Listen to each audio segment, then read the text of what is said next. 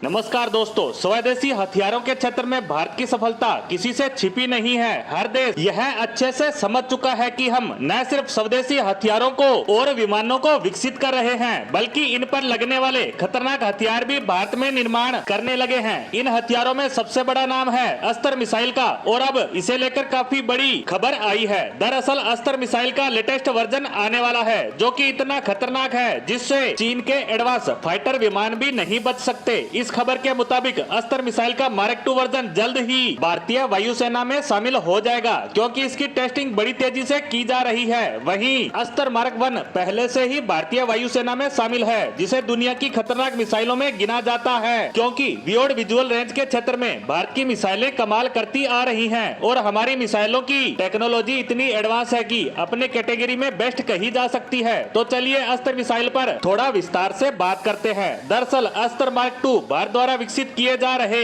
अस्त्र मिसाइल का latest version है, जिसमें पिछली मिसाइल के मुकाबले काफी बड़े अपडेट और बदलाव किए जाएंगे। अस्त्र मिसाइल मार्क 2 की न सिर्फ रेंज ज्यादा होगी, बल्कि इसकी टेक्नोलॉजी भी पहले के मुकाबले एडवांस होने वाली है, जिससे दुश्मन देश के फाइटर विमानों से लेकर अटैक हेलीकॉप्टर तक हमारे अस्त्र मिसाइल के हमले से बच नहीं सकेंगे। बता दें कि अस्त्र मार्क 2 मिसाइल का कुल वजन 154 किलोग्राम होगा। इसकी लंबाई 12.6 फीट और पर यूनिट कॉस्ट $1 मिलियन के करीब है। इसे और ज्यादा ताकतवर बनाने के लिए इसके अंदर 15 किलोग्राम वारहेड मौजूद होता है, जो किसी भी टारगेट को तबाह करने के लिए काफी है। यहाँ तक कि अस्त्र मार्क 2 का एक बार किसी भी फाइटर जेट को पूरी तरह से बर्बाद कर सकता है। सबसे खतरनाक चीज तो इस मिसाइल की रेंज और गाइडेंस सिस्टम है। दरअसल मार्क 2 को इस तरह विकसित किया गया है कि यह आसानी से 160 किलोमीटर की दूरी तक किसी भी टारगेट को तबाह कर सके, और ऐसा करने के लिए यह 5556 किलोमीटर प्रति घंटे की रफ्तार से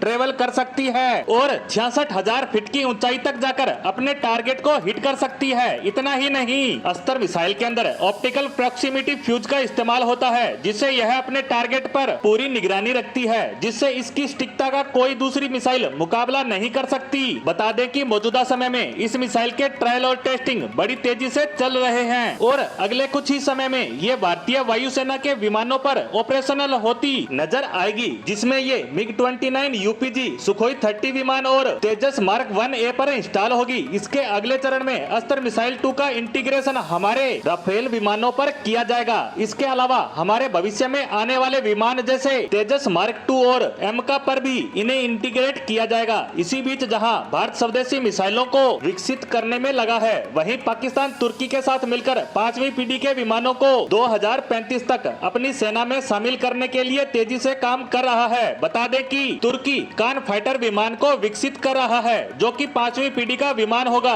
और इस प्रोग्राम में पाकिस्तान भी उसके साथ है, ताकि आने वाले वर्षों में उसके पास भी 5वीं पीढ़ी का विमान हो। वहीं भारत भी अपनी 5वीं पीढ़ी के एमका विमान पर अकेले ही काम कर रहा है। हालांकि तुर्की का यह विमान इस साल 27 सितंबर को पहली उड़ान भरेगा, लेकिन यह 2035 से पहले पूरी तरह ऑपरेशनल नहीं होगा। वहीं हमारे एमका विमान को हम 2032 तक सेना में शामिल करना चाहते हैं, जिस पर हम तेजी से काम कर रहे हैं। अब देखना होगा कि आने वाले समय में इसमें क्या प्रोग्रेस होती है, जिस पर हमारी नजर लगातार बनी रहेगी। इसी के साथ हमारी आज की पोस्ट को यहीं समाप्त करते हैं। धन्यवाद।